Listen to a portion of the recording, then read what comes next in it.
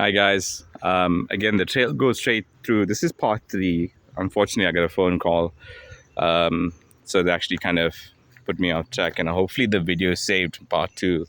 So we'll track back nonetheless. So that was the end of where I'm gonna stop. I'm assuming that the trail goes actually a full circle around the dam. I'm not gonna take that chance because I didn't see the other point of where it was. Again, there's bird watching seating spots here.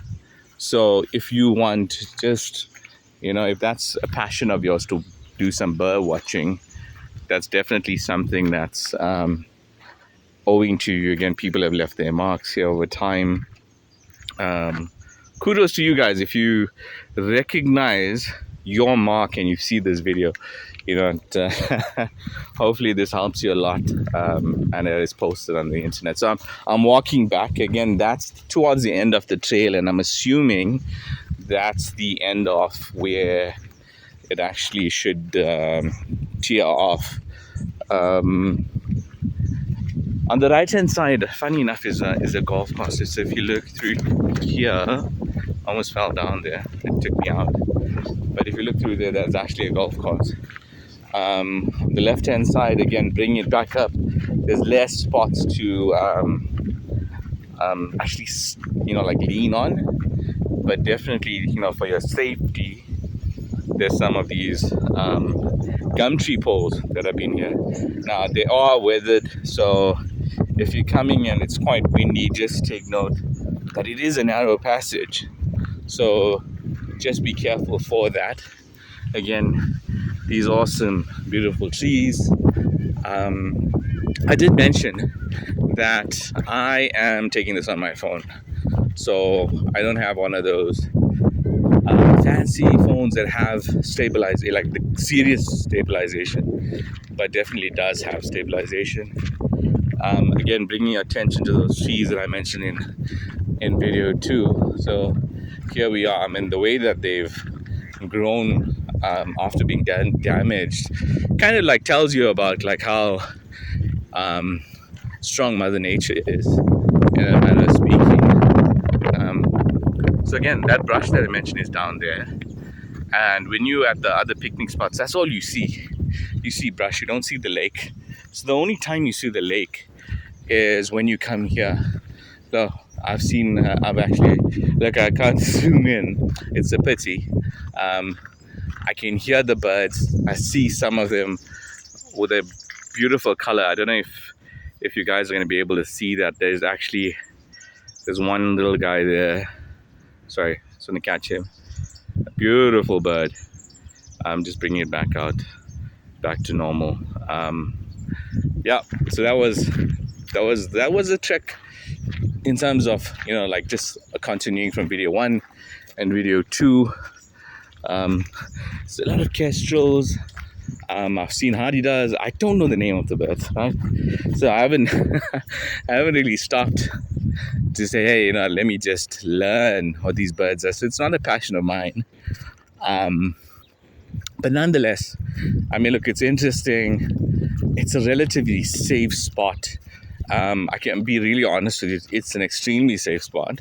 I didn't notice any much security at the entrance, but it is locked up at the evenings upon closing time. Again, there's bins everywhere. I haven't seen, it's obviously overgrown, but like to the point I made earlier, it's clean.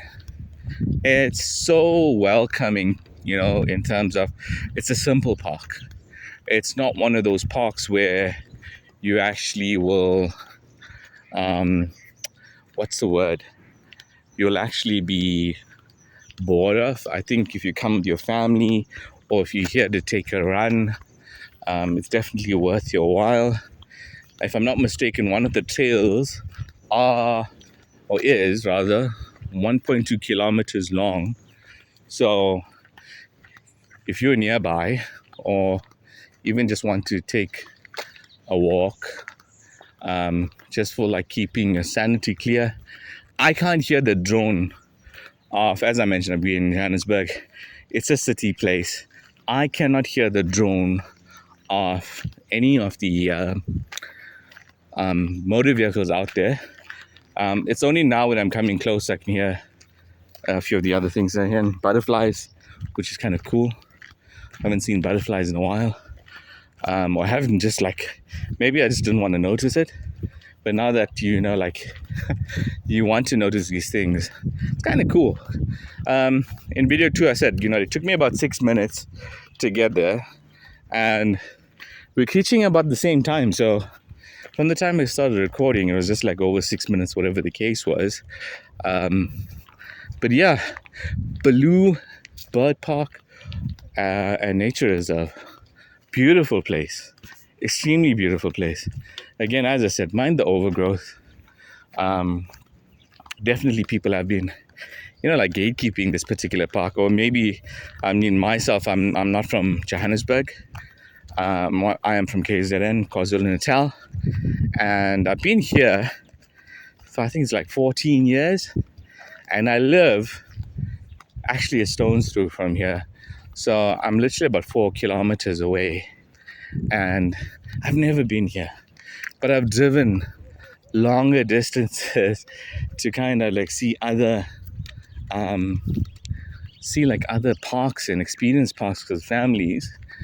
But yeah, we've been sleeping on this park, guys. Show it the respect it deserves. Come through, support the guys here, because they do a great job. This park is beautiful.